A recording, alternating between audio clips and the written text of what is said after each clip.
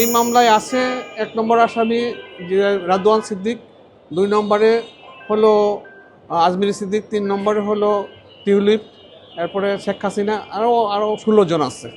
আজমিরি মজিব সিদ্দিকের মামলা ছিল যুক্তিতর্কের জন্য, এটা কমপ্লিট হয়েছে।